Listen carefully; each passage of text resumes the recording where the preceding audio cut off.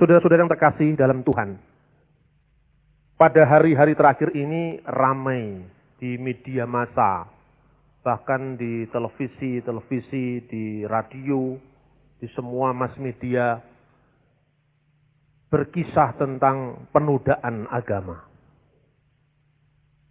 Peristiwa Temanggung baru terjadi beberapa hari lalu. Temanya juga tentang penodaan agama.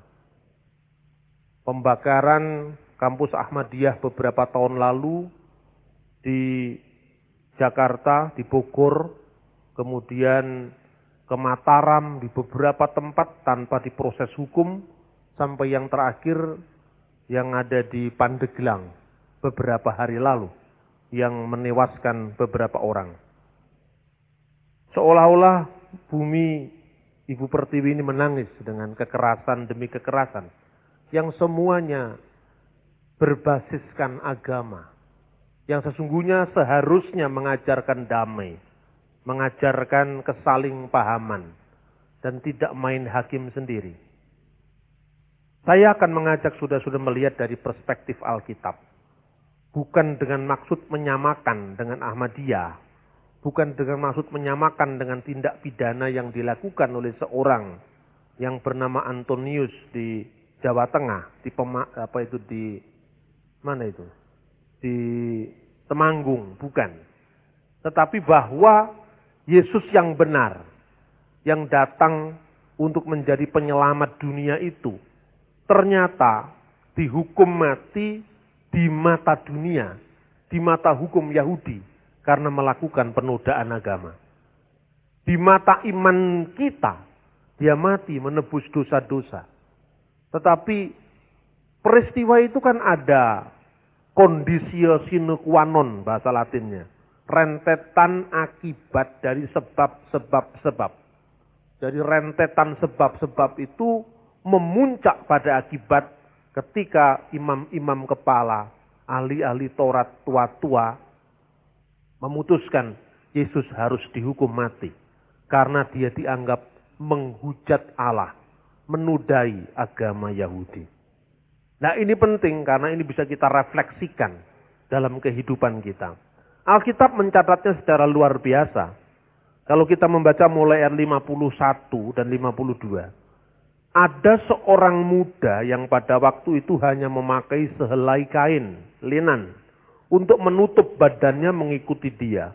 Mereka hendak menangkapnya, tetapi ia melepaskan kain lenan itu dan lari dengan telanjang. Ini tidak pernah dikisahkan siapa sebetulnya anak muda yang hampir ditangkap oleh orang-orang Romawi yang menangkap Yesus dan dia lari dengan telanjang. Karena Alkitab tidak menceritakan, dia hanya menuliskan. Identitas siapa tidak dicatat. Dan cerita ini, ada anak muda yang lari telanjang mau ditangkap oleh perwira Romawi, itu tidak dicatat dalam Matius, tidak dicatat dalam Lukas, tidak dicatat dalam Yohanes. Hanya dicatat dalam Injil Markus. Saya meneliti sejarahnya. Setelah Alkitab ini ditulis, sebagian dari murid-muridnya para rasul itu memiliki catatan-catatan sejarah. Jadi setelah para rasul itu tidak ada, para rasul itu bukan tidak punya murid, seolah-olah blank, kosong sampai abad 16 munculnya Luther, munculnya Calvin, munculnya Zwingli. Bukan seperti itu. Sejarah ini terisi dengan baik. Karena itu saya sering mengkritik gereja-gereja modern. Hanya Alkitab, itu betul. Hanya Alkitab dalam pengertian hanya bersandar pada otoritas firman Tuhan, itu betul. Tetapi firman Tuhan itu bukan muncul di sesuatu yang vakum budaya. Ada isinya. Pembuktian sejarah harus menunjukkan setelah para rasul siapa muridnya, dokumennya apa, tertulis di mana. Ini bisa untuk menjawab skeptisisme dunia, orang-orang yang tidak percaya dengan iman Kristen. Karena orang Kristen hanya mengatakan percaya, selesai, dan selamat. Itu kan bagi orang Kristen. Bagi orang di luar Kristen tidak mungkin orang mengatakan percaya, selesai, dan selamat, tidak mungkin. Sama dengan sekarang orang Hindu, orang Buddha, orang Islam. Anda sebagai seorang Kristen, kemudian masuk di dalam forum Buddha, masuk di dalam forum Hindu, masuk di dalam forum Islam. Apa cukup kiainya atau pedandenya atau bikunya mengatakan percaya saja selamat? Kan tidak mungkin, karena Anda tidak ngerti kok. Kecuali kalau Anda lahir Kristen, ngomong percaya selamat itu betul. Hakikatnya begitu, tapi tidak begitu. Ngono ya ngono ning aja ngono. Iman itu butuh pembuktian. Amin saudara-saudara. Dan Alkitab jelas-jelas mencatat tentang itu. Ini saya sering mengisi sesuatu yang di gereja jarang diisi. Karena kita berhadapan sekarang ini dengan dunia intelektual. Kita berhadapan dengan internet. Di mana kita buka Google langsung ketemu di sana, benarkah Yesus Tuhan? Benarkah Yesus baru dipertuan tahun 325, Konsili Nicea? Masa jawabannya percaya selamat? Ya itu kan bukan jawaban, itu mengelak dari problem. Nah, gereja mestinya memberikan aspek pengajaran ini kuat. Saya sering mengatakan mujizat itu perlu, sangat penting. Tapi bukan sekedar mujizat penyembuhan penyakit jasmani. Sebab tadi bagus kesaksiannya luar biasa. Dan banyak orang yang dijamah Tuhan dengan mujizat penyembuhan sakit jasmani. Tetapi 5 tahun kemudian mati juga kalau sudah tua. 10 tahun, 15 tahun mati juga.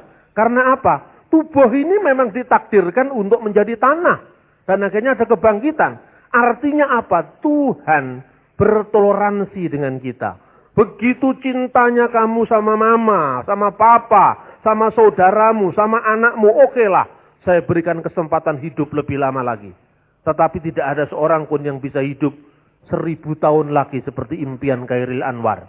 Toh akhirnya tidak ada orang yang usianya 1000 tahun. Meskipun Khairil Anwar berteriak-teriak, aku ingin hidup 1000 tahun lagi. Itu melawan kodrat. Amin saudara-saudara. Yang penting juga penyembuhan penyakit pikiran. Sebab kalau penyakit pikiran, tubuh bisa mati, pikiran tidak bisa mati. Karena itu di dalam logika kita, tidak mungkin keyakinan bisa diadili oleh negara. Karena keyakinan tidak bisa mati. Keyakinan itu diluruskan. Keyakinan itu didialogkan. Bukan diberangus, bukan di stop, bukan dilarang. Nah ini sikap kita terhadap apa yang disebut penodaan agama. Setiap orang tidak ingin agamanya dinodai. Setiap orang tidak ingin agamanya dilecehkan. Tetapi jawabannya bukan dengan tangan besi negara. Jawabannya dengan dakwah. Jawabannya dengan penginjilan. Jawabannya dengan pencerahan pikiran. Gara-gara Charles T. Russell. Masa mudanya mencari Tuhan. Mungkin dengan ketulusan. Tetapi enggak mendapat guru yang tepat. Charles T. Russell bisa mati. Tapi pikiran Russell tidak bisa mati. Ketika matinya Russell, pikirannya Russell menjadi aliran saksi Yehova sampai hari ini. Joseph Smith mengaku nabi. Dan dia mengatakan dia menerima wahyu dari surga lewat malaikat. Nama malaikatnya pun malaikat asing, bukan malaikat Gabriel. Malaikat Moroni. Anda baca mulai Kejadian sampai Wahyu, tidak ada malaikat namanya Moroni. Itu mungkin malaikat dari Amerika. Datang kepada Joseph Smith, memberikan wahyu katanya. Namanya The Book of Mormon dan Doctrine and Covenant. Mutiara yang sangat berharga. Itu adalah kitab-kitab suci setelah Alkitab yang dipakai oleh aliran Mormon. Walaupun setelah dicek apa yang dikatakan Joseph Smith katanya wahyu dari surga, itu tertulis dalam bahasa Inggris abad pertengahan. Ternyata Joseph Smith bahasanya mengutip King James Version. Apa mungkin malaikatnya belajar King James Version dulu? Karena bahasa Inggrisnya bukan American English, tapi British English. Ya kan? Tetapi umat Kristen juga tidak melarang bahwa itu memakai nama Kristen. Sampai saat ini gereja Mormon dipaksakan berada di Bimas Kristen Protestan. Sampai hari ini. Gus Dur operasi mata di rumah sakit Mormon. Bahkan terakhir ini saksi Yehova juga diizinkan oleh pemerintah. Di tengah tuntutan pelarangan Ahmadiyah, saksi Yehova diizinkan pemerintah. Dan juga menamakan diri Kristen. Nah bagaimana sikap kita terhadap aliran-aliran sesat? Sikap kita sebetulnya jelas. Seperti yang dikatakan dalam kitab Injil. biarkanlah lalang itu tumbuh bersama gandum sampai waktu menuai. Itu jawaban firman Tuhan. Kalau Tuhan mengizinkan aliran sesat saja boleh, kenapa negara melarang? Kan seperti itu idealnya begitu. Tapi kan negara ini bukan miliknya orang Kristen saja. Negara ini miliknya semua orang. Maka mereka-mereka yang punya pendapat yang lain pun dibiarkan adanya. Tetapi bagi kita untuk ke dalam, kita tidak usah bersikap terlalu galak pada orang sesat. Tetapi orang sesat bisa dijawab dengan dialog. Bisa dijawab dengan meyakinkan pikiran. Saya setuju dengan Kiai Agil Sirat, Ketua PBNU. Dia mengatakan, Ahmadiyah di mata Islam memang sesat, tapi jangan dikejar-kejar, jangan dibunuh. Ajaklah dia berdialog. Ini cocok. Seorang intelektual itu yang berpikir tidak ada sesuatu yang tidak bisa diselesaikan dengan dialog. Nah, saudara-saudara terkasih dalam Tuhan, menurut catatan bapak-bapak gereja dari abad kedua, jadi setelah zamannya para rasul, anak muda yang waktu itu memakai sehelai kain lenan dan mau ditangkap oleh perwira Romawi, kemudian dia lari dengan telanjang, itu penulis Injil ini sendiri, yaitu Markus. Markus waktu itu masih kecil, dia masih pemuda, dan dia mengamati segala peristiwa yang terjadi di antara para rasul. Kemudian Markus ini dalam catatannya Irenaeus. Irenaeus itu adalah muridnya Polikarpus. Polikarpus itu muridnya Rasul Yohanes dan Rasul Petrus. Jadi ada kesinambungan sejarah. Ya, kalau saya nulis buku tentang Bung Karno, dan di belakang tulisan saya, religi dan religiositas Bung Karno. Saya menerima informasi ini dari Cak Ruslan Abdul Ghani. Saya menerima informasi ini dari Ibu Hartini ketika beliau masih hidup. Saya menerima informasi ini dari Mr. Nakajima di Tokyo ketika dia masih hidup. Mr. Nakajima, sahabat Bung Karno. Ibu Hartini, istri Bung Karno. Ruslan Abdul Ghani, muridnya Bung Karno. Jadi, Bambang Nursena menerima berita dengan Ruslan Abdul Ghani. Ruslan Abdul Ghani menerima berita dari gurunya Bung Karno. Itu yang namanya sejarah. Jadi Irenaeus mencatat bahwa orang ini adalah Markus. Irenaeus itu siapa? Muridnya Polikarpus. Polikarpus muridnya Yohanes. Jadi ini sejarah.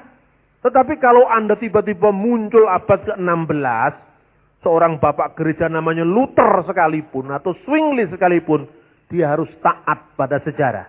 Karena apa? Dia hidup 1500 tahun setelah peristiwa itu terjadi. Nah, ini sehingga iman Kristen itu sulit disangkal kebenarannya.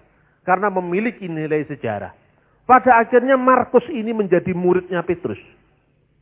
Dia berada di kota Roma, dan di kota Roma ini dia menuliskan Injilnya berdasarkan apa yang dia ketahui dari gurunya dan pengalaman saat dia masih muda.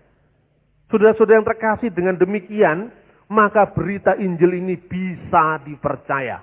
Karena apa? Dia memiliki kesinambungan, kontinuitas sejarah. Ini pembuktiannya di situ. Nah, jadi kalau disimpulkan sumber beritanya, yang mencatat cerita yang mau saya sharingkan ini dari mana? Sumber beritanya dari Markus. Markus muridnya Petrus. Petrus muridnya Yesus. Markus sendiri sekalipun dia mungkin ingatannya tidak menyertai Yesus setiap hari. Tetapi dia selalu mengamati sebagai seorang pemuda yang mungkin masih remaja saat itu. Dan kemudian karena kedekatannya dengan komunitas para rasul, Markus ini akhirnya menjadi muridnya Petrus. Sehingga di dalam surat Petrus dikatakan, Markus anakku. Saudara-saudara. Jadi sumber beritanya dari Markus. Apa beritanya?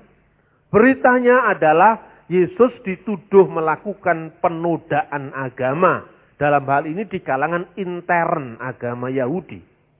Nah, dari kata menodai, menghujat, itu dalam bahasa aslinya blasphemontes. Engkau telah menghujat Allah. Perlu bukti apa lagi? Blasphemation. Dari kata blasphemation. Blasphemon, blasphementos. Ini menjadi bahasa Inggris blaspheme. Nah, penodaan. Ini sebetulnya berasal dari Alkitab, dari bahasa Yunani, bahasa Latin, yang kemudian dalam bahasa Inggris, bahasa Prancis ya. Nah makanya di negara-negara barat ada juga tindak pidana penodaan agama. Sekalipun rumusannya berbeda satu dengan yang lain. Apa isi yang dituduhkan kepada Yesus? Ayat 56. Menceritakan bahwa kesaksian mereka yang menuduh itu satu sama lain bertentangan. Satu sama lain bertentangan artinya memang mereka ingin berusaha dengan segala macam cara. Pokoknya Yesus harus dikorbankan. Kemudian kesaksiannya satu dengan yang lain berbeda. Salah satu saksian itu apa?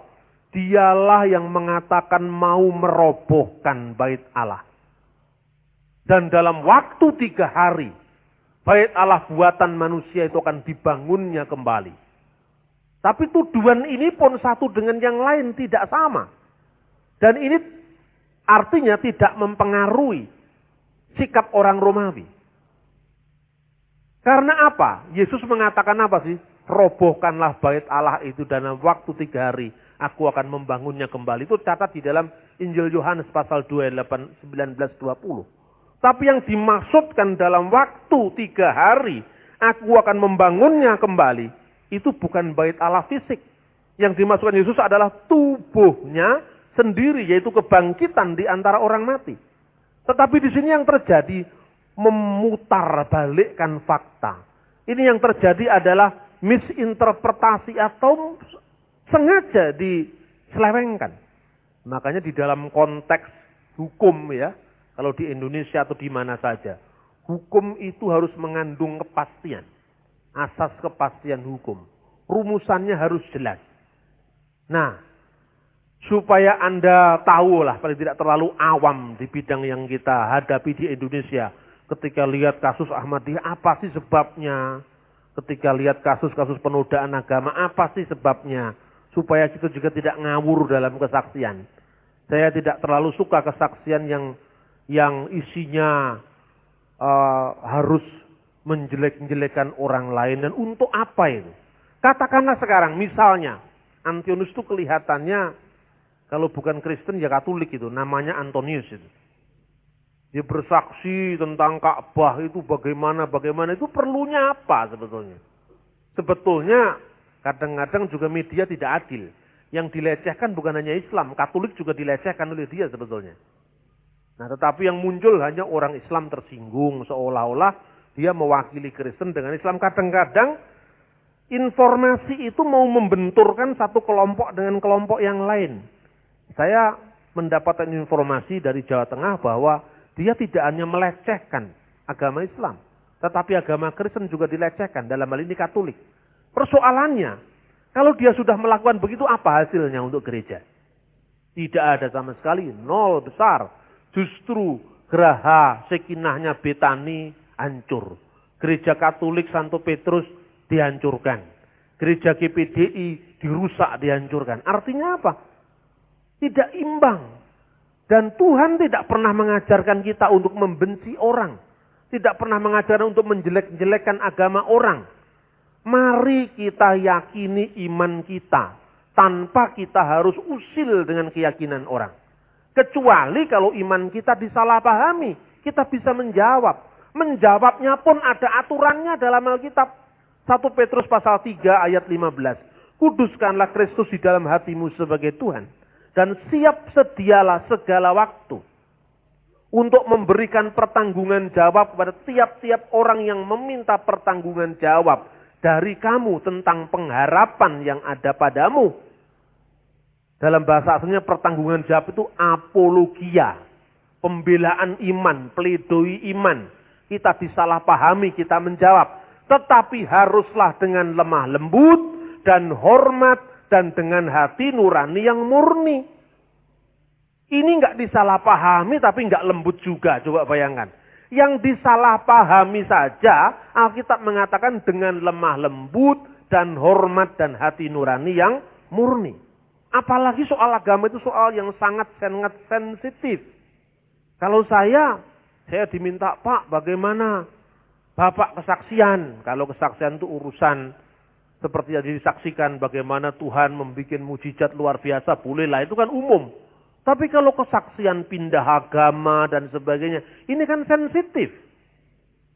Bisalah kita harus mencari cara yang lebih arif agar tidak menyinggung orang lain, agar tidak menyakitkan hati orang lain, agar tidak membuat orang lain marah, agar rasa aman orang lain tidak terganggu. Tokoh agama, kiai, pendeta, pastor itu harus menyejukkan, bukan mengompor-ngompori. Amin, saudara-saudara. Karena ajaran Alkitab memang seperti itu. Nah, saya ingin memberikan contoh. Betapa gampangnya kita ini dijebak dengan penodaan agama. Karena apa? Undang-undangnya juga masih kabur, ini persoalannya.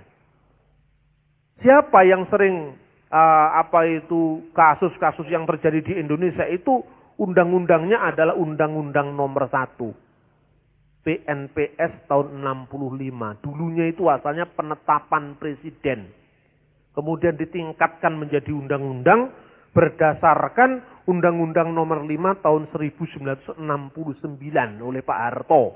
Akhirnya menjadi Undang-Undang Nomor 1 PNPS tahun 65. Dalam pasal 1 itu dikatakan demikian.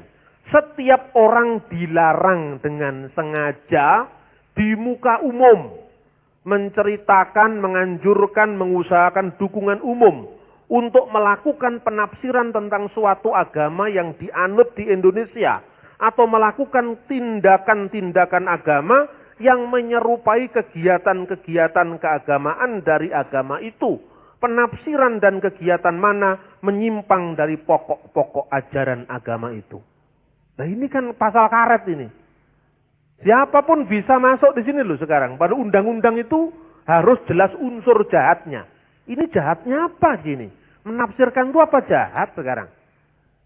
Barang setiap orang dilarang dengan sengaja. Harus ada kesengajaan. Di depan umum kalau di kamar mandi Anda ngomong memaki-maki juga nggak apa-apa kalau di kamar mandi. Di depan umum itu dilarang. Menyiarkan, menceritakan, mengusahakan dukungan umum. Nah, Anda bercerita tentang siapa Yesus. Kalau kepada orang Kristen ya tidak masalah. Tapi menceritakan Yesus dengan mengutip Al-Quran. Nah, misalnya. Di mana apa yang Anda ceritakan dari mengutip Al-Quran itu menyimpang dari pokok-pokok ajaran agama yang ditafsirkan. Kena pasal ini.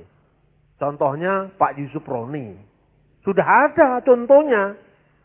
Pak Yusuf Roni kena pasal ini. Kemudian pasal 4-nya dihukum selama-lamanya 5 tahun.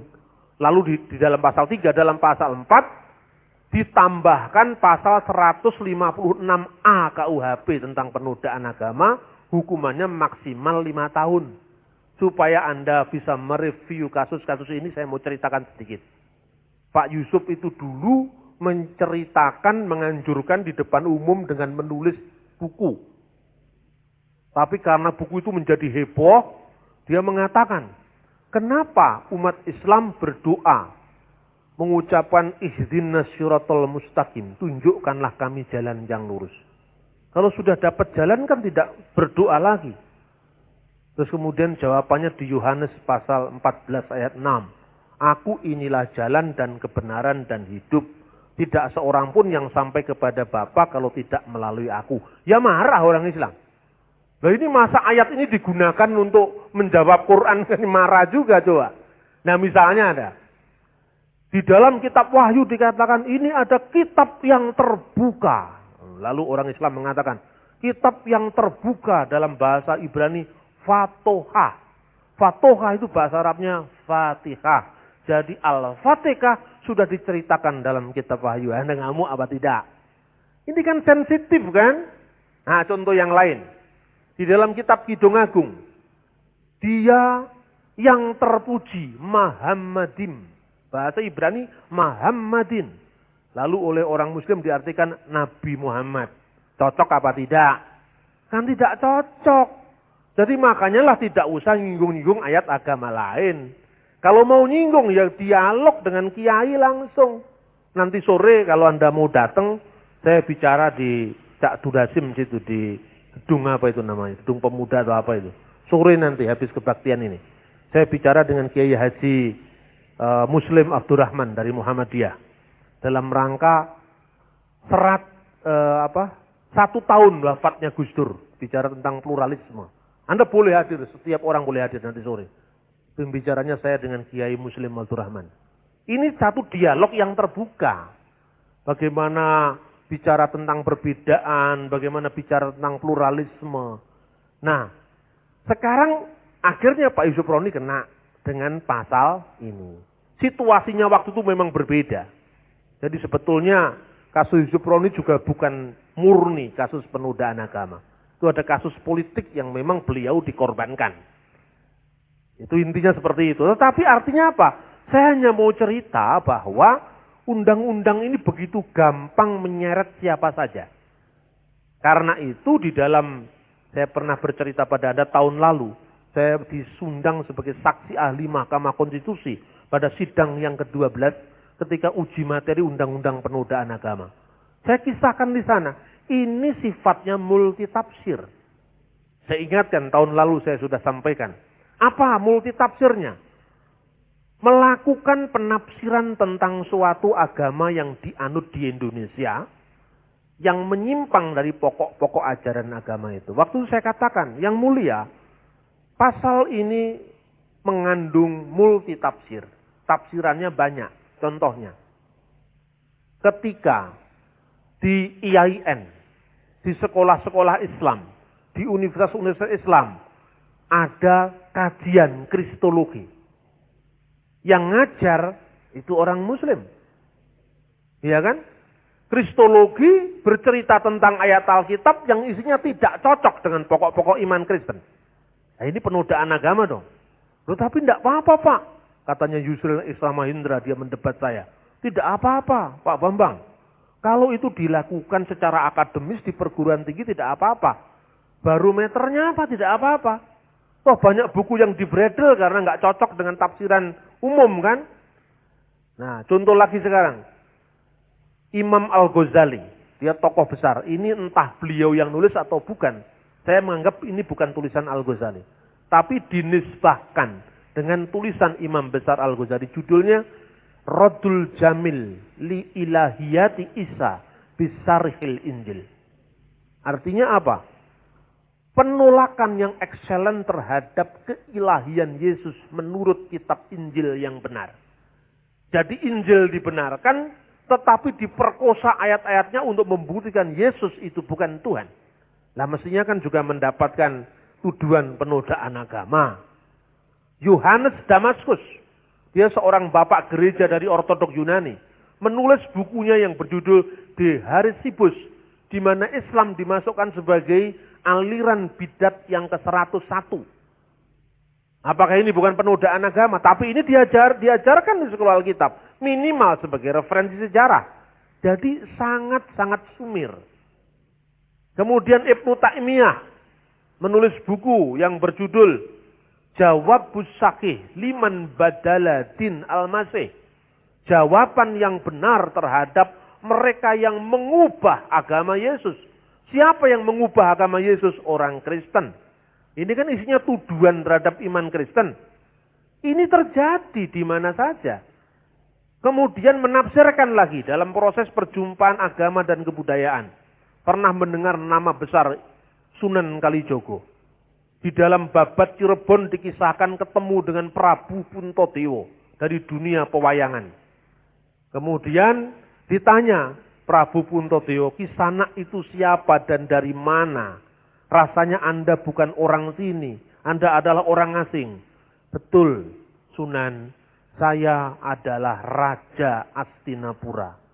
Prabu Ngestino, artinya dulu kan Pendowo merebut Ngestino setelah Ngestino meninggal, kemudian mati semua, Soto Kurowo itu kerajaannya kembali ke Pandawa. Nah kemudian Prabu Yudhistira itu sampai nyasar di Pulau Jawa, di Cirebon. Kemudian ditanya, kenapa kok Tuhan tidak mati-mati? Tuhan kan hidup ribuan tahun yang lalu. Itu disebabkan karena saya tidak bisa membaca ajimat saya, Jamus Kalimosodo. Lalu okelah, saya akan ngajari Tuhan.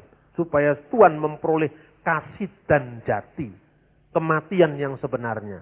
Lalu diajarkan dia untuk membaca Kalimosodo itu sesungguhnya adalah kalimah syahadat. Lalu dia menulis di atas tanah, Asyhadu alla ilaha illallah wa asyhadu anna Muhammad Rasulullah. Lalu dia mati. Terus kuburannya kuburan Dowo. Tidak tahu itu kuburannya siapa, katanya kuburannya Prabu Darmo Kusumo. Padahal apa artinya Kalimosodo? Menurut Empu Sedah, dalam bukunya Kakawin Baratayuda, yang namanya Kalimosodo itu Kali Maha Usada. Usada itu penyembuhan. Makanya kalau ada rumah sakit panti usada. Karena penyembuhan. Usada itu ngusadani, menyembuhkan. Usada maha itu besar. Penyembuhan besar pada zaman Kali. Zaman kegelapan Kali juga. Nggak ada kaitannya dengan kalimat syahadat. Kemudian ketika nulis, belajar sama-sama nulis.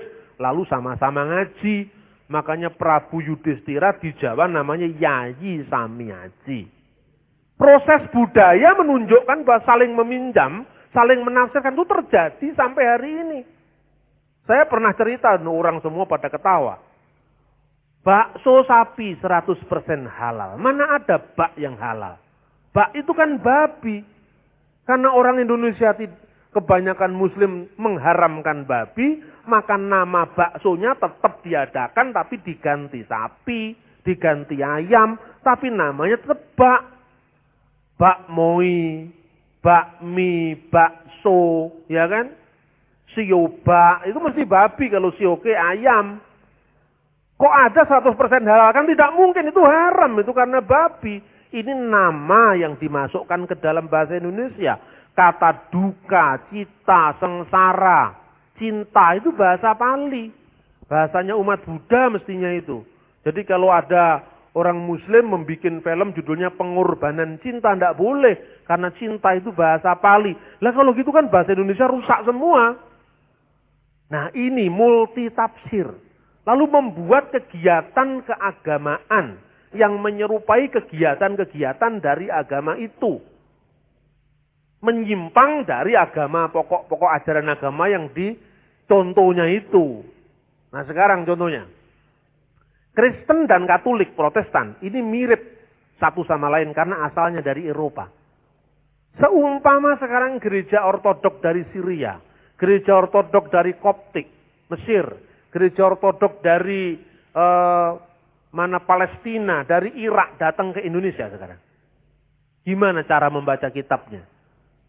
Al-haqqa aqulul lakum qabla an yulada Ibrahim annaka inu. Sesungguhnya aku berkata kepadamu, sebelum Abraham jadi, aku sudah ada. Pelecehan agama. Kok di pelecehan agama? Mirip dengan ngajinya Islam, Pak. Membuat kegiatan keagamaan yang menyerupai agama itu.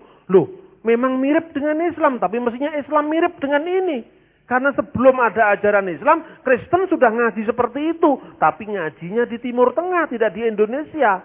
Kalau suatu saat nanti orang ortodok datang ke sini, dipikir penodaan agama. Tergantung siapa hakimnya. Kalau hakimnya pernah ke Timur Tengah, hakimnya membuktikan, oh enggak, ini di sana memang seperti itu. Kristen aslinya memang seperti itu. Pakai jilbab, menodai agama, kayak kasus LPMI. Yang kena hukum 4 tahun itu karena pakai jilbab nengking Al-Quran. Nah ini juga kurang pekerjaan ini. Banyak orang yang kurang pekerjaan begini beredar di muka bumi. Orang mau membakar Al-Quran di gedung BTC, ya kan? Memperingati 11 September. Kalau dia itu jengkel sama Usama bin Laden, mestinya kan patungnya Usama yang dibakar. Kenapa Quran yang dibakar? Ini juga orang-orang yang kurang pekerjaan. Jadi yang begini ini sekarang banyak beredar di muka bumi. Sehingga apa? Perdamaian tidak kunjung bisa tercapai. Kita bukan perdamaian itu kompromi, tidak. Tetapi hormatilah perasaan orang lain. Hormatilah agama orang lain. Karena Anda sendiri juga ingin penghormatan. Kan begitu kan? Nah, multitafsir ini ada dalam kitab suci. Ketika Yesus mengatakan, robohkanlah bait Allah itu dan dalam waktu 3 hari aku akan membangunnya. Yang dimaksudkan Yesus bukan bait Allah secara fisik. Tetapi dalam pengertian 3 hari membangunnya itu bait Allah sejati. itu adalah tubuh Yesus sebagai Shekinah Allah yang baru. Sebagai Allah bertakhta melalui tubuh kemuliaan Yesus Kristus. Itu maknanya. Tetapi kan gampang sekali ditarik ulur penafsiran karena memang kalimatnya tidak jelas. Yesus mau dituduh dengan pasal ini. Tidak kena. Karena apa? Satu dengan yang lain bertentangan pendapatnya. Baru ketika dia mendapatkan, katakanlah engkaukah Mesias, anak Allah atau anak dari yang terpuji. Yesus menjawab apa? Akulah dia. Dan kamu akan melihat anak manusia duduk di sebelah kanan yang maha kuasa. Datang dalam awan-awan di langit. Nah ini baru. Lalu imam besar merobek pakainya dan mengatakan, untuk apa lagi kita mau saksi? Dia sudah mengatakan penghujatan terhadap Allah. Blasfem terhadap Allah. Blasphemos terhadap Allah. Nah ini melakukan penodaan agama. Makanya kata blasfem itu menjadi kata penodaan agama di negara-negara yang berbahasa Inggris, Prancis, Jerman. Karena berasal dari ayat kitab suci. Blasphemens. Yang artinya penodaan. Nah apa yang dikatakan Yesus itu benar. Tidak sama dengan Mirza Ghulam Ahmad sebetulnya. Tetapi yang dikatakan Yesus itu benar. Karena orang Yahudi sendiri juga melakukan hal seperti itu. Masalahnya yang benar tapi mereka tidak siap menerima kebenaran. Itu pun Yesus masih mengampuni. Ketika dia disalibkan dia mengatakan, ampunilah mereka ya Bapa. Karena mereka tidak tahu apa yang mereka perbuat. Ini luar biasa. Jadi kalau melihat tokoh tidak usah jauh-jauh. Yesus itulah panutan kita. Amin. Karena dia yang terbaik untuk kita. Tetapi ketika Mormon mengatakan masih ada nabi setelah Yesus namanya Joseph Smith, juga orang itu tidak perlu marah. Biarkanlah lalang itu tumbuh bersama gandum sampai musim menuai. Jawabannya dengan penginjilan, jawabannya dengan pencerahan, jawabannya dengan dialog. Bukan kemudian Mormon harus kita hancurkan, tidak perlu seperti itu. Nah karena itu saya sepakat dengan Gus Dur, saya sepakat dengan ulama-ulama juga yang mengatakan tidak perlu harus ada kekerasan. Nah saudara-saudara yang terkasih dalam Tuhan, ungkapan anak manusia yang duduk di sebelah kanan Allah yang Maha Kuasa itu gabungan dari dua ayat dalam Perjanjian Lama. Kata anak manusia itu berasal dari Daniel pasal 7 ayat 13 dan 14. Anak manusia itu artinya bukan manusia biasa. Tetapi anak manusia itu artinya Bar Enas dalam bahasa Aram. Bar Enas, anak manusia yang datang dari awan-awan di langit. Kemudian dibawa kepada dia yang Atik Yomana. Atik Yomana yang lanjut usianya itu terjemahan kurang pas itu. Lanjut usianya kan berarti nenek-nenek tua, kakek-kakek tua. Itu artinya, dan datanglah ia kepada yang usianya terus berlanjut. Yang usianya tak berkesudahan. Bahasa aslinya Atik Yomana. Makanya dalam terjemahan Alkitab bahasa Indonesia sehari-hari, yang diterbitkan Lembaga Alkitab Indonesia, diterjemahkan dengan Dia yang Maha Kekal. Ini artinya apa? Allah Bapa. Dan kepadanya diberikan kuasa atas segala bangsa, ya, bangsa, suku bangsa dan bahasa, dan kerajaannya tidak berkesudahan. Ini istilah anak manusia. Yesus selalu mengatakan anak manusia. Menurut kata orang siapakah anak manusia itu? Karena dia merujuk pada Daniel pasal 7 ayat 13 dan 15. Kemudian duduk di sebelah kanan. Itu berasal dari Mazmur 110 ayat 1. Di situ digunakan kata apa? Kenapa di sini digunakan kata-kata sebelah kanan yang maha kuasa? Karena orang Yahudi tidak boleh mengucapkan nama Tuhan. Yod-He-Waw-He. Yod-He-Waw-He itu JHWH. Dibaca kemungkinan usulan akademis Yahweh. Tapi itu pun belum tentu. Karena sejak dulu orang Yahudi termasuk Yesus tidak pernah mengucapkan nama Yahweh. Jadi kalau sekarang ada orang Kristen yang menganjurkan Yahwe-Yahwean itu lebih Yahudi ketimbang orang Yahudi. Orang Yahudi termasuk Yesus sendiri tidak pernah ngomong Yahwe. Bagaimana harus memaksakan kata Yahwe? Ada banyak orang yang sekarang begitu. Termasuk pendeta besar sekalipun terpengaruh dengan itu. Bagi saya kalau yang terpengaruh pendetanya kurang belajar itu. Karena memang tidak ada bukti perjanjian baru ada kata Yahwe. Makanya kenapa di sini duduk di sebelah kanan yang maha kuasa. Artinya duduk di sebelah kanan Yahwe. Karena apa? Dalam bahasa aslinya Neum Yahwe Ladonai. Berfirmanlah Yahwe, Tuhan huruf besar semua, kapital. Ladonai kepada Tuanku. Tuanku di sini adalah Mesias yang akan datang. Mazmur 110 ayat 1. Sifli Yemini, duduklah di sebelah kananku. Artinya dia memperoleh kerajaan yang kekal. Bait Allah itu terdiri dari 3 ruangan. Ruangan pertama, ruangan Maha Kudus. Ruangan kedua, ruangan kudus. Ruangan ketiga, halaman. Ruangan Maha Kudus itu kedudukannya di sebelah kanannya adalah Istana Daud. Maka duduklah di sebelah kananku, Allah hadir di ruangan Maha Kudus. Duduklah di sebelah kananku, Sang Mesias, Tuanku yang disebut Daud, akan menjadi raja yang kekal selama-lamanya. Kerajaannya tak berkesudahan. Itu kan benar dalam konteks agama Yahudi bahwa Mesias itu adalah raja yang kekal. Itu benar bahwa Mesias itu adalah anak manusia yang datang kepada dia yang usianya tak berkesudahan. Dia yang maha kekal. Itu betul.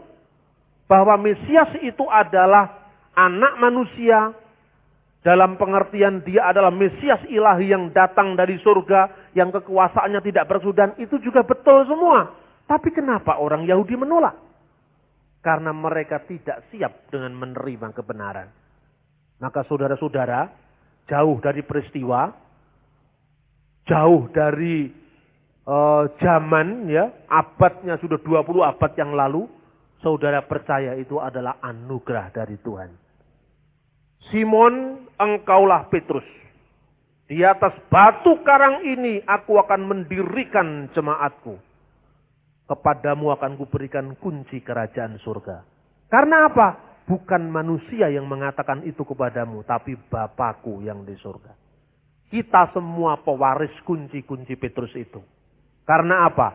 Kita yang hadir kira-kira 2000 tahun setelah peristiwa, tempatnya pun di tanah Batak, di tanah Jawa, di Papua, di Sumba, di Ambon, di Manado, di Minahasa. Tetapi kita percaya itu karena bukan kamu yang mengatakan itu, tetapi Bapakku yang di surga. Tetapi percaya bukan percaya buta. Kita bisa membuktikan bahwa apa yang ditulis dalam Alkitab, ya dan amin, benar adanya. Lihat si scroll, siapakah Mesias itu? Ini orang Yahudi juga. Dia mengatakan apa? Bereh di El Yitamar Webar Ilyon. Dia akan disebut putra Allah. Mereka akan menyebut putra yang maha tinggi. Maka engkaukah Mesias? Putra dari dia yang terpuji. Dia yang maha tinggi. Cocok dengan keyakinan orang Yahudi. Entah demikian Yesus tetap dituduh melakukan penodaan agama. Jadi mestinya belajar dari sejarah. Menurut kitab Imamat pasal 24 ayat 16. Apa hukumannya seorang menghujat Allah? Baik itu orang asing maupun orang Israel asli yang menghujat nama Allah, haruslah ia dihukum mati. Makanya ketika orang-orang Yahudi menemui bahwa Yesus melakukan penghujatan, dianggap melakukan penghujatan. Karena Yesus mengatakan bahwa dia adalah anak manusia yang datang dari surga. Karena dia mengatakan Mesias anak Allah yang hidup. Karena dia mengatakan bahwa anak manusia yang duduk di sebelah kanan yang maha kuasa. Semuanya ini memenuhi delik penodaan agama di mata orang Yahudi. Maka imam kepala tua-tua itu sepakat dia harus dihukum mati. Nah, saudara-saudara terkasih dalam Tuhan. Apa yang kira-kira bisa dipelajari dari peristiwa ini? Artinya kita berusaha untuk benar. Kita berusaha untuk tidak melanggar hukum. Tetapi kalau Tuhan mau, Seorang akhirnya harus memikul salibnya seperti Yesus memikulnya. Jadilah kehendakmu, jangan kehendakku yang jadi. Tetapi ketika menghadapi pertarungan itu, Yesus tidak skeptis menyerah. Dia tidak pesimis menyerah. Hai perwira Romawi. Di Taman Getsemani dia mengatakan, hai perwira Romawi, tangkaplah aku. Karena aku sudah siap mati untuk menebus dosa manusia. Ada firman seperti itu? Tidak ada. Kalau bisa cawan ini berlalu daripadaku. Dia bergumul sampai berkeringat darah digambarkan dalam Alkitab. Tapi jangan kehendakku, tetapi jadilah kehendakmu. Inilah model kita. Jadi orang-orang Kristen, termasuk saya katakan kalau ada orang yang dengan sombong mengatakan, siapa takut? Saya tidak takut ditangkap. Saya tidak takut diadili. Saya siap mati untuk Yesus. Itu akan percuma. Jangan begitu. Yesus pun mengatakan, biarlah cawan ini berlalu daripadaku. Anda mengatakan, saya siap mati, pangkatmu kuyopo. Iya kan? Masa akan lebih daripada Yesus sendiri? Tidak, kita tidak mengatakan seperti itu. Sekarang ini ada orang-orang Kristen yang kurang satu on. Yang juga bikin front pembela Isa. Ini terus model apa yang seperti ini? Singkatannya juga FPI. Ini kan menambah keruh keadaan. Memancing militansi. Memancing semangat. Tetapi tidak didasari dengan hikmat. Tidak didasari dengan ilmu. Tidak didasari dengan pemahaman yang benar. Apa sebenarnya agama itu dimaksudkan untuk membenci? Saya kira tidak. Itu catatan yang pertama. Jadi artinya apa? Jadilah petinju yang bukan sembarang memukul. Habis tenagamu. Nasihat Rasul Paulus ini. Aku bukan petinju yang sembarang memukul. Coba, petinju itu mukul aja. Mukul angin kalau dia tidak punya sasaran. Harus jadi seperti petinju yang dengan perhitungan. Apa yang harus kita lakukan ini dan akibatnya apa? Pikir baik-baik. Kalau Anda berbicara dengan kasar, Anda berbicara dengan halus, energinya sama kan? Kenapa harus ngomong kasar? Kalau esensinya sama, kecuali kalau hal-hal tertentu membutuhkan orang itu dibentak, ya bentaklah. Tapi membentak yang memberkati. Bukan membentak yang menyakitkan. Kan sering kadang-kadang orang itu gayanya halus tapi ngomongnya nyelekit. Ya kan? Tetapi ada yang gayanya dar-der-dor tapi sebenarnya menyadarkan. Itu termasuk talenta Tuhan juga. Bung Karno itu kan ngomong kan dar-der-dor itu Bung Karno. Ya kan? Tapi rakyatnya suka karena apa? Apa yang dia lakukan, unek-uneknya yang dia sampaikan, itu mewakili nurani rakyatnya. Tapi ada juga senyum-senyum, orangnya halus, tapi kalau mau menyakitkan hati, ada juga. Maka kita harus berjalan seperti Yesus berjalan. Memandang seperti Yesus memandang. Membelai seperti Yesus membelai. Karena dia adalah manusia sempurna. Ketika firman menjadi manusia, dia manusia sempurna.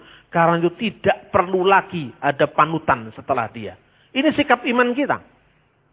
Kita bukan tidak menghormati orang lain kalau kita mengatakan Yesus yang terakhir kan. Yesus itu yang terakhir, tidak ada lagi selain Yesus. Karena kita mengatakan Mesias itu memiliki 3 makna. Imam, Nabi, Raja. Kalau dulu imam-imam mengorbankan korban di bait Allah. Setiap tahun membawa korban yang bukan dirinya sendiri. Maka imam besar tahunan itu, korban tahunan itu. Diganti oleh sang imam besar. Sekali untuk selama-lamanya. Korbannya bukan lagi domba. Tetapi dirinya sendiri. Dia memberikan dirinya demi cintanya pada umat manusia. Imam besar. Yang kedua adalah Raja. Mazmur yang saya baca tadi. Duduklah di sebelah kananku. Sampai akan ditaklukkan musuh-musuhmu di bawah kakimu. Kerajaannya tidak berkesudahan. Jadi dia adalah raja segala raja. Dia imam segala imam, raja segala raja. Yang terakhir, nabi segala nabi. Musa menubuatkan, Nebi mikerepka meateka. Kamoni Asher Yakim Adonai. Asher Yakim Adonai. Akan dibangkitkan oleh Tuhan. Seorang nabi di tengah-tengahmu, di tengah-tengah Bani Israel. Tidak di luar Israel. Ya. Meateka di antara saudara-saudaramu, di antara ke-12 suku Israel. Tidak di luar Israel. Yang seperti Musa apa? Musa itu nabi keluaran, nabi Eksodus yang mengeluarkan Israel dari tempat perbudakan di tanah Mesir. Yesus juga adalah nabi Eksodus yang tidak hanya mengeluarkan Israel, tapi mengeluarkan seluruh umat manusia dari perbudakan dosa-dosa. Jadi Yesus adalah nabi terakhir, nabi segala nabi. Ibrani pasal 1 ayat 1 dan seterusnya mengatakan, setelah Allah berbicara melalui nenek moyang kita dengan berbagai macam cara, maka sekarang pada masa akhir dia telah berbicara melalui anaknya sendiri. Karena Yesus nabi segala nabi. Kalau nabi-nabi menerima firman Tuhan, Yesus itu sendiri adalah firman yang menjadi manusia. Terus kemudian muncul yang namanya Mormon. Ada lagi nabi yang namanya Joseph Smith. Orang Kristen kan marah. Mestinya ya, tetapi syukurlah kita tidak usah harus membubarkan Mormon. Karena membubarkan Mormon berarti bertentangan dengan firman Tuhan. Biarkanlah lalang itu tumbuh bersama gandum sampai musim menuai. Jadi cukuplah Anda mengatakan Anda itu gandumnya, kita gandumnya, Mormon lalangnya, nggak apa-apa. Daripada kita membubarkan Mormon, minta bantuan pemerintah untuk membubarkan Mormon, lebih baik kita nyanyi aja di gereja. Ku tak pandang dari gereja mana, asal bukan Mormon saksi Yehova. Kan selesai. Yang penting jemaat mengerti, Mormon itu bukan Kristen. Loh, tapi oleh pemerintah dimasukkan Kristen. Ya biar aja lah sementara dia numpang. Nanti kan gak kerasan sendiri kalau berbeda. Kan begitu. Jadi kenapa harus dibuat sulit? Makanya yang kita ingat dari Gus Dur, gitu aja kok repot. Kenapa harus repot? Biar saja. Nanti sore saya juga akan ngomong begitu, gitu aja kok repot. Itu sabda Gus Dur yang paling berharga itu. Yang memberikan kepada kita, jangan terlalu serius berpikir. Mikir ya mikir, tetapi harus dalam koridor kesatuan bangsa. Loh kalau khotbahnya begitu kan orang tidak marah. Tapi kalau khotbahnya selalu membakar-bakar emosi orang lah kan ya bagaimana. Saya ngomong sama saksi Yehova di mana-mana. Di Convention Hall tahun 2008, 2.000 orang hadir di sana. Saksi Yehova saya hadirkan. Kaget dia loh Pak. Biasanya orang Kristen menghindar untuk mendatangkan saya. Ini kok Bapak mendatangkan saya. Loh saya tidak fair dong mengadili Anda kalau Anda tidak hadir. Jadi silahkan Anda sampaikan imanmu seperti apa. Nanti kalau iman saya seperti ini. Saya kasih kesempatan saudara-saudara. Kan bagus toh. Nah Mormon suatu saat kita undang juga. Ya, kalau pertama-tama kita sudah bersahabat kan dia tidak marah. Saya katakan, apa benar Joseph Smith itu menerima wahyu? Betul Pak. Benar Pak, Anda tahu sendiri. Enggak tahu tentu saja. Buktinya apa saya bilang. Di Israel itu ada universitas namanya Brigham Young. Itu universitasnya Mormon. Ketika terjadi penemuan The Dead Sea Scroll, Mormon ikut-ikut meneliti. Ini saya kisahkan. Bahkan dia mengatakan bahwa ini bukti bahwa Alkitab tidak berubah. Katanya Mormon juga ikut-ikut. Dalam kelompok Kristen, Protestan, Katolik, Ortodok, Mormon mengirimkan ahlinya. Ini kira-kira tahun 1999 kalau tidak salah. Saya kebetulan menghadiri. Kemudian orang Mormon datang mengatakan, kami juga senang sekali dengan penemuan besar ini. Bahkan kami, universitas kami di Israel memfasilitasi. Di Mount Corpus itu universitasnya Israel, Mormon di Yerusalem itu. Memfasilitasi segala penelitian tentang penemuan laut mati. Katanya Mormon itu. Karena ini bukti bahwa mujizat Allah. Alkitab selama 2000 tahun lebih tidak ada perubahan. Luar biasa. Terus kemudian saya ceritakan, nah berarti Anda sangat senang dengan temuan Alkitab 2000 tahun yang lalu tidak ada perubahan. Tentu saja. Of course katanya. Nah, sekarang saya mau tanya. Apa ada kitab Mormon yang memiliki bukti seperti Alkitab? Nanti tidak enak saya tanya gitu. Setahu saya, Ketika Nabi Joseph Smith, nabinya orang Mormon, menerima katanya firman dari malaikat asing namanya Moroni itu di lempengan-lempengan emas yang turun kemudian dicatat. Tapi waktu mencatat, Joseph Smith langsung menerjemahkan dalam bahasa Inggris. Nah, setelah selesai diterjemahkan, mana lempengan-lempengan emas itu? Kan jadi bukti, Allah langsung mengangkatnya kembali ke langit. Ya kan gak ada bukti namanya. Tapi untunglah, malaikat Gabriel tidak sama dengan malaikat Moroni. Karena kalau malaikat Moroni itu mengangkat kembali kitabnya, malaikat Gabriel tidak pernah usil untuk mengangkat kitab Injil, tidak. Tetapi kitabnya sampai sekarang bisa disaksikan. Dia rupanya nggak suka dengan omongan saya, dia terganggu, lalu dia pergi. Ini yang terjadi dengan dialog begini. Setelah itu saya berdoa, Tuhan, tugas saya sudah selesai untuk meluruskan. Soal dia percaya atau tidak, itu urusanmu. Roh Kudus engkau turun dengan informasi yang sudah saya sampaikan. Yang penting saya tidak punya hutang darah lagi. Saya sudah selesaikan, sampaikan. Anda pun bisa seperti itu. Dengan guyonan, sersan, serius tapi santai. Tidak usah ngotot. Kalau cepat ngotot, Anda cepat tua nanti. Tidak perlu ya. Kita dengan nada yang lebih santai tapi serius. Ditegur dengan senyum. Orang negur dengan senyum itu kalau dia marah sama kita kan sungkan. Karena kita senyum kok dia marah. Tapi kalau Anda memaki-maki, marah kan dia apa itu marah. Ya toh? Saya diskusi sama kelompok Unitarian. Unitarian itu kelompok Kristen yang tidak percaya dengan Tritunggal. Yang tidak percaya dengan keilahian Kristus. Di W.R. Supratman. Kemudian penyakitnya itu apa? Kalau dokter mau mendeteksi penyakit pasiennya kan tahu. Ini penyakitnya ayan harus dibentak. Ya toh? Kalau penyakit ayan itu nggak disembuh dengan pil itu enggak. Dibentak dia sembuh biasanya. Nah, penyakitnya apa ini? Orang ini merasa pintar. Nah, kalau merasa pintar, Anda katakan sesat. Oh, tidak mempan. Oh, Anda ini sesat. Dasar Mormon, bidat, ke neraka kau. Saksi Yehova, bidat, sesat. Saksi Yehovanya justru keluar ayat. Ingatlah ketika dunia membenci kamu. Dunia telah terlebih dahulu membenci saya. Kamu akan diusir, diserahkan ke mahkamah agama. Kan jadi malah militan. Jangan-jangan Ahmadiyah itu malah merasa benar karena dikuyok-kuyok. Sejarah yang dikuyok-kuyok itu malah militan.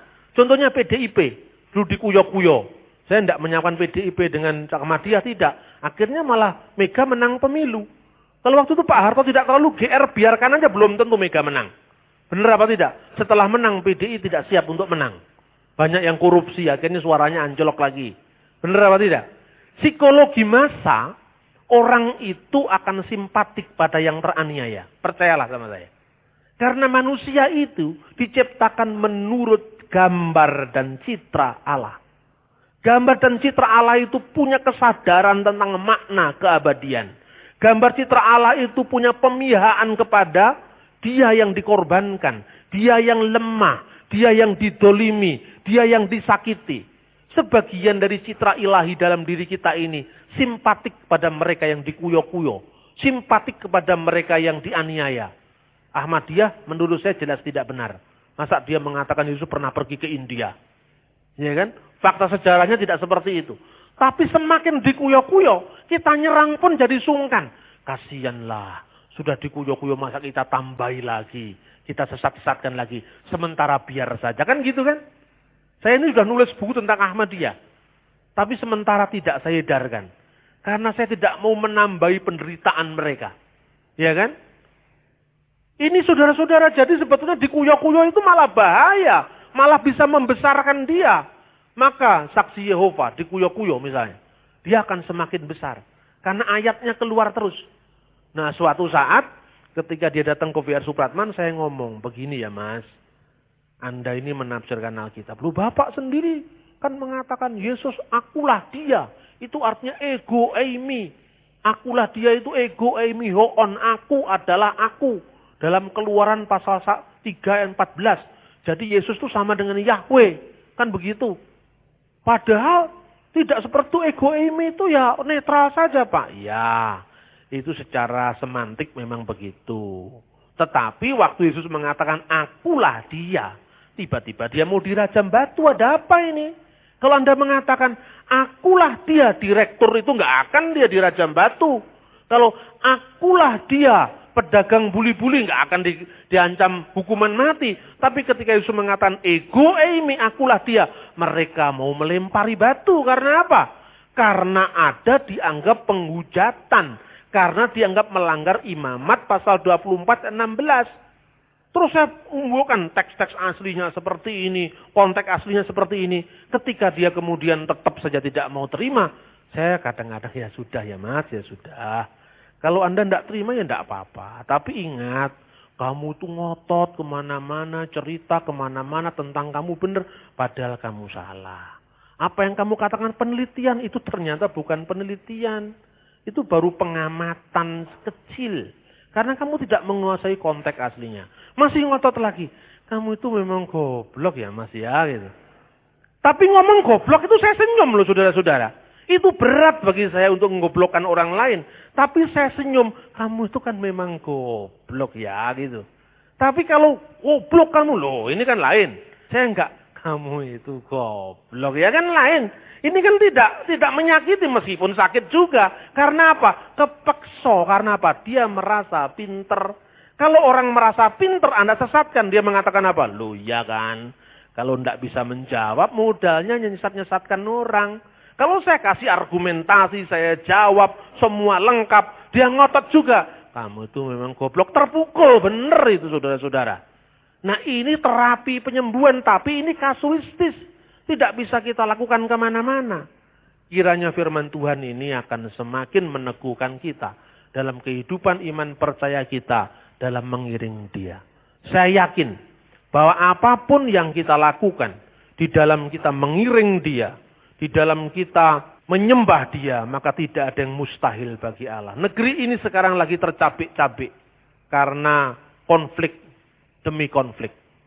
Saya tidak mungkin bisa menyampaikan semuanya ini. Ketika saya bicara tentang penodaan agama, Anda cukup bisa membeli buku-buku saya. Karena dalam buku ini disebutkan, tadi saya ngerpek sedikit tentang penodaan agama itu apa. Definisinya ada di sini. Ada buku-buku kecil juga itu bahan-bahan kuliah yang bisa saya sampaikan. Karena tidak mungkin saya sampaikan kompleksitas perkara ini dalam waktu yang sangat singkat.